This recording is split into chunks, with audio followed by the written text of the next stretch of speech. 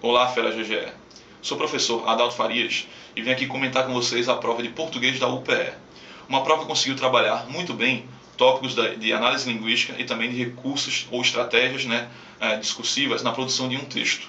A gente conseguiu perceber aqui nessa prova um tema gerador, ou seja, nos 3 textos da prova houve uma temática em comum, a questão do consumismo, trazendo ou não felicidade a um cidadão. A distribuição de questões dessa prova também teve uma recorrência de alguns tópicos muito fortes. Por exemplo, em 3 questões da prova, pelo menos, houve referência explícita a questões de coesão textual.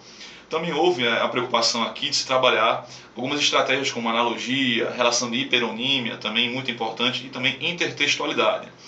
O que a gente percebeu na distribuição de conteúdos é que aquela questão mais gramatiqueira, mais direta, mais objetiva em relação à fixação de uma regra gramatical faltou nessa prova. A prova conseguiu dar uma visão muito mais linguística do que gramatical num percurso completo de seus tópicos, seus conteúdos.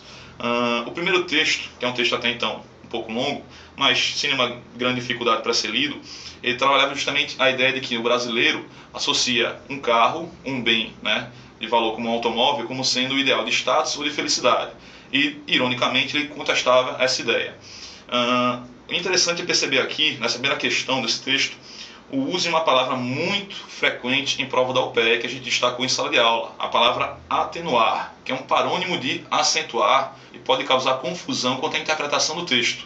Atenuar seria diminuir, enfraquecer, suavizar, oposto a acentuar.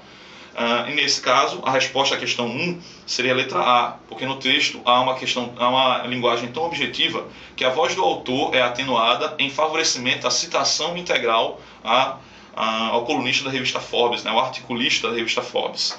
Em relação às questões de coesão, houve muitos tópicos a serem trabalhados, principalmente a referência por meio de homônimos, como eu já falei, também por meio de alguns pronomes.